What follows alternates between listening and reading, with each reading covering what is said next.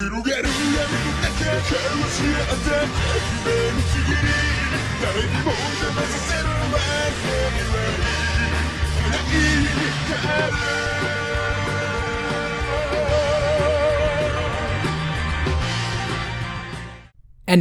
इसके बारे में क्या ही कहना। इनका जो स्टाइल है अपने स्टोरी टेलिंग का, अपने कैरेक्टर डिस्क्रिप्शन का, उनके एक्शंस का और कैरेक्टर के लुक्स का, वो एकदम अलग ही है। लेकिन इनमें से कुछ एनिम ऐसे भी होते हैं जो एकदम सीरियस टॉपिक के साथ अपने पूरे सीरीज को एंड करते हैं और जिनके कैरेक्टर्स आपको सोचने पे मजबूर कर देते हैं कि क्या वो सही था कि गलत, और ऐसे एनिम का तो कोई जवाब ही नहीं होता।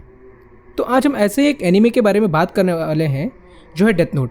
तो मैं आप लोग को पहले ही बता दूं कि अगर आप इस एनिम मास्टरपीस को इस बकचोदी से कंफ्यूज कर रहे हो और जो इस एनिम के बारे में नहीं जानते हैं पर 2017 की मूवी के बारे में जानते हैं और इसे देखी है, तो बड़े दुख के साथ कहना पड़ रहा है कि आपने अपनी ज़िंदगी के मूल्यवान 1 घंटे 41 मिनट वेस्ट की, क्योंकि डेथ नोट एनिम को देखने के बाद आप इस मूवी को देखेंगे तो आप बोलेंगे ये क्या चुतियापा है। और इस वीडियो का सजेशन हमारे एक सब्सक्राइबर तरुण राम ने दिया था। तो आज हम बात करेंगे डेथ नोट के ऊपर कि कौन ज़्यादा होशियार था और कौन सही था, अपना लाइट यागामी यानी कि कीरा या फिर हमारा डिटेक्टिव एल। तो वीडियो में आगे बढ़ने से पहले हमारा परिचय तो हो जाए। सो हेलो एवरीवन, मेरा नाम है अभी and welcome to the 5th episode of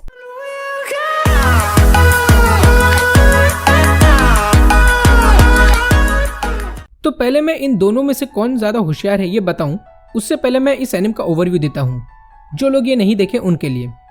तो इसमें क्या रहता है कि एक शिनिगामी यानी कि गॉड ऑफ डेथ र्यूक अपने डेथ नोट शिनिगामी रियाम से गिरा देता है अर्थ में, क्योंकि वो बोर हो गया था। अबे साले। तो ये जो डेथ नोट है ये एक किलिंग मशीन है जिसमें अगर किसी पर्सन का रियल नेम लिख दे तो 40 सेकंड के अंदर यानी कि 40 सेकंड के अंदर ही वो बाय डिफॉल्ट हार्ट अटैक से मर जाएगा। और अगर हमने उसके मारने का प्रोसेस लिखा है तो वो वैसा ही मरेगा जैसा उसमें लिखा है। तो जब र्यूक ने वो डेथ नोट गिरा दिया तो उसे जापान के सबसे होशियार कॉलेज स्टूडेंट लाइट यागामी उठाता है और उसके अंदर के लिखे रूल्स पढ़ता है, वही जो मैंने आपको पहले बताया और बहुत कुछ, जिसे वो बकवास समझता है। ऑफ कोर्स इसे सच समझेगा है भी कौन। और टेस्टिंग के लिए वो टीवी पे आए एक क्रिमिनल जो बच्चों को कैद किया है उसका नाम लिख देता है, जिससे 40 सेकंड के अंदर ही वो हार्ट अटैक से मर जाता है। तो लाइट डेथ नोट का इस्तेमाल करता है इस दुनिया के सारे क्रिमिनल्स को मारने के लिए छुपके से। फिर उसे यानी कि उस किलर को नाम मिलता है कीरा, जो जापानीज में किलर ही होता है।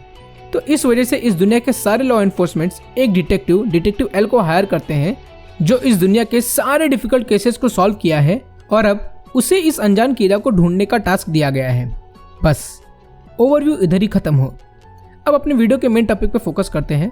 तो जैसे मैंने बताया कि एल इस दुनिया का सबसे शानदार डिटेक्टिव है जिसने इस दुनिया की सबसे डिफिकल्ट केसेस को सॉल्व किया है, और वहीं लाइट पूरे जापान की सबसे ज्यादा इंटेलिजेंट कॉलेज स्टूडेंट है। तो पहले हम बात करेंगे कि कौन ज्यादा होशियार है। तो हम शुरू करते हैं एल से। उससे पहले हम उसका बैकग्राउंड जान लें।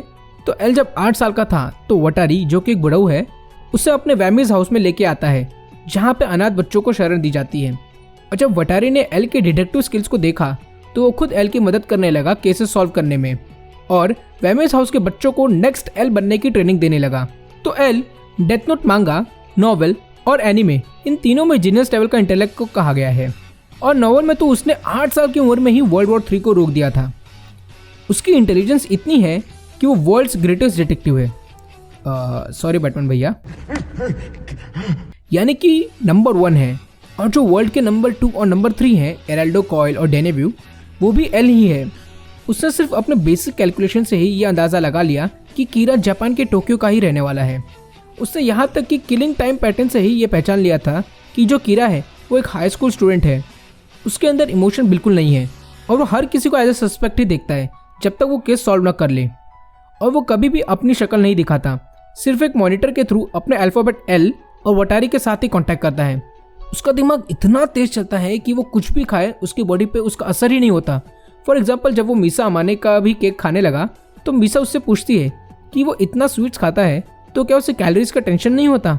तो एल उसे खुद बोलता है कि उसका दिमाग डिटेक्टिव स्किल्स के लिए इतना तेज चलता है कि कैलोरीज ऐसे ही बर्न हो जाती हैं। और एल हमेशा क्राउच करके यानी कि पाँव मोड़ के ही बैठता है, क्योंकि उसके हिसाब से अगर वो ऐसा ना बैठे तो उसके डिटेक्टिव स्किल्स 40% ड्रॉप हो जाती हैं। यहाँ तक कि वो झुक के ही चलता है और सिर्फ एक वाइट टी शर्ट और ब्लू जीन्स ही पहनता है। और वो हमेशा किसी पर शक करता है तो उसमें वो कितना शक करता है ये भी परसेंट में ही बताता है, जैसे कि 5%, 10%। पर अगर उसने 5 बोला है तो वो 90% होता है। और वो अपने दुश्मनों के प्राइड या ईगो का ही इस्तेमाल करता है उन्हें ओवर कॉन्फिडेंट करने के लिए, ताकि उनसे कुछ गलती हो जाए और वो उन्हें पकड़ सके। और वही पहला बंदा था जो क्रैक कर लिया था कि असल में कीरा लाइट यागामी ही है। अब ये तो हो गई एल की बात। अब हम बात करेंगे लाइट की। तो लाइट को जब बुक मिली थी वो 12th स्टैंडर्ड में था और वो पूरी जापान का सबसे होशियार स्टूडेंट था। और वो यूसिचिरो यागामी का बेटा था जो कि chief of police and task force था। वो सिर्फ इंटेलिजेंट ही नहीं बल्कि पॉपुलर स्टूडेंट था अपने स्कूल और कॉलेज में, और वो भी एक पुलिस ऑफिसर ही बनना चाहता था।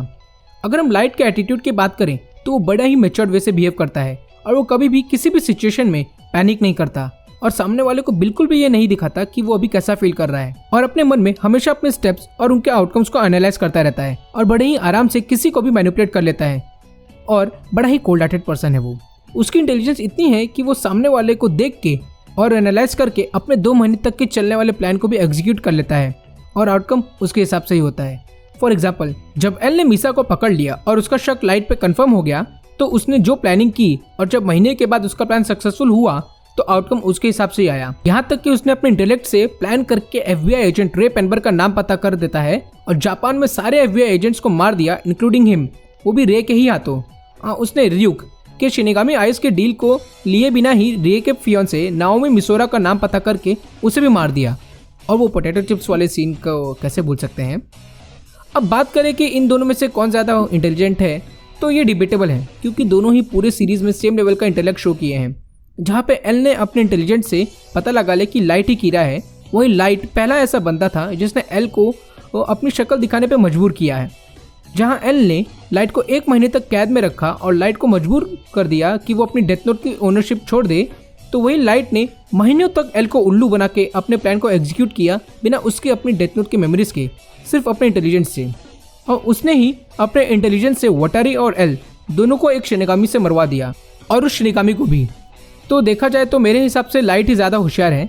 अब बहुत लोग ये बोल सकते हैं चूतिया साला कुछ भी बोलता है, और ये भी बोलेंगे कि एल को तो डेथ नोट के बारे में पता ही नहीं था और लाइट को तो एक अपर हैंड था। पर बात ये भी है कि अगर हम सीरीज के लास्ट में आए तो अगर टेरू मिकामी अपना दिमाग न लगाता और लाइट के हिसाब से चलता तो वो नियर को भी मारने में सफल हो जाता, क्योंकि सीरीज में नियर और मेल्लो एक साथ मिल जाए तो वो एल से भी आगे जाए। और यहाँ पे नियर के पास भी अपर हैंड था, जहाँ पे वो 3 साल तक कीरा के अगेंस्ट इन्वेस्टिगेट करते रहता है बिना लाइट के पता रहे, और उसे डेथ नोट और उसके रूल्स भी पता थे। तभी भी किसी और की गलती से वो जीत जाता है, जो लाइट को प्रॉपर चैलेंज भी नहीं हो पाया। तो मेरे हिसाब से तो लाइट ही ज़्यादा इंटेलिजेंट है, होशियार है। तभी भी कमेंट्स में आप बताना कि आपको कौन ज़्यादा होशियार लगता है। अब हम आते हैं अपने वीडियो के दूसरे टॉपिक पे कि दोनों में से कौन सही था। तो ये देखो यार, मेरे हिसाब से अगर दोनों का पॉइंट ऑफ व्यू देखे तो दोनों ही सही है। जैसे कि लाइट सिर्फ क्रिमिनल्स को मार रहा था इस वर्ल्ड को सेफ एंड हैप्पी प्लेस बनाने के लिए, उसको कभी भी किसी बेकसूर को मारना नहीं था। यहाँ तक तो लाइट मेरे हिसाब से सही था। भाई कौन नहीं चाहेगा इस वर्ल्ड से क्रिमिनल्स को हटाने के लिए। मैं भी चाहूँगा अगर मुझे डेथ नोट मिल गया तो मैं तो पहले सारे आतंकवादियों को ही खत्म करूँगा। पर एल के पॉइंट ऑफ व्यू से देखें तो लाइट लॉ को हाथों में ले रहा था, जहाँ पे वो उन क्रिमिनल्स को भी मार रहा था जो छोटी मोटी चोरियाँ कर रहे थे। वहीं लाइट सबसे ज़्यादा गलत तब हो गया जब वो इगोइस्टिक हो गया और अपने प्राइड को आगे रखने लगा। वो इस वर्ल्ड का न्यू गॉड, नया भगवान बनना चाहता था, और अगर इसके रास्ते में कोई भी आता तो वो उसे भी मार देता, जैसे कि FBI एजेंट्स। एक बार तो अपनी बहन को ही मारने का सोचा था क्योंकि उसकी बहन की वजह से उसके हाथ से डेथ नोट जाने वाले था। वो जिसको चाहे उससे मारने लगता अगर उसे किसी से खतरा लगे, और वो किसी को भी मैनिपुलेट करके उनका इस्तेमाल करता है, जैसे कि मीसा अमाने और कियोमी टाकाडा। हाँ, वो पहले ऐसा नहीं था। जब डेथ नोट की ओनरशिप वो छोड़ दिया था तो पुराना वाला लाइट बन गया था, जहाँ पे वो खुद कीरा के अगेंस्ट था और मीसा का यूज़ करके कीरा को पकड़ने को मना कर दिया था। पर जैसे ही उसके पास डेथ नोट वापस आया, वो फिर कोल्ड हार्टेड और रूटलेस आदमी बन गया, जो बताता है कि वो पर्सनैलिटी कीरा की थी, ना कि लाइट की। और वहीं एल भी अपने मकसद को पाने के लिए कुछ भी कर सकता है, जैसे वो सिर्फ कीरा का लोकेशन पता करने के लिए एक क्रिमिनल को कीरा से लाइव टीवी पे मरवा देता है। वो जो भी करता है लेकिन अपने जस्टिस को प्रिजर्व करने के लिए करता है। तो अगर हम लाइट के main motive death note use करने का देखें, जो कि सिर्फ क्रिमिनल्स को मारने का था, तो मुझे वो बिल्कुल वहाँ पे सही लगता है। और एल को अपने लॉ को प्रिजर्व रखने के लिए कीरा को पकड़ना वो भी सही था। तो ये टॉपिक पे मुझे फाइनल कंक्लूजन पे आने को नहीं हो रहा है। तो कमेंट्स में आप ही बताएं कि आपके हिसाब से कौन सही था, कौन गलत, और कौन ज़्यादा होशियार था। तो व्यूवर्स, हमारा आईबी टॉक्स का 5th एपिसोड इधर ही खत्म होता है। तो अगर आपको इस वीडियो में देखिए कुछ भी अच्छा लगा, मजा आया तो लाइक करो इस वीडियो को, और मजा आया तो शेयर भी करना इस वीडियो को, और चैनल को सब्सक्राइब करके बेल आइकन पे क्लिक भी कर देना। मेरे इंस्टाग्राम और ट्विटर हैंडल के लिंक्स आपको नीचे डिस्क्रिप्शन में मिल जाएंगे। और कमेंट सेक्शन में बताना कि इन दोनों में से कौन ज़्यादा होशियार था और कौन सही था, और इस वीडियो के बारे में भी जरूर बताना। Till then keep watching, keep growing. Radhe Radhe.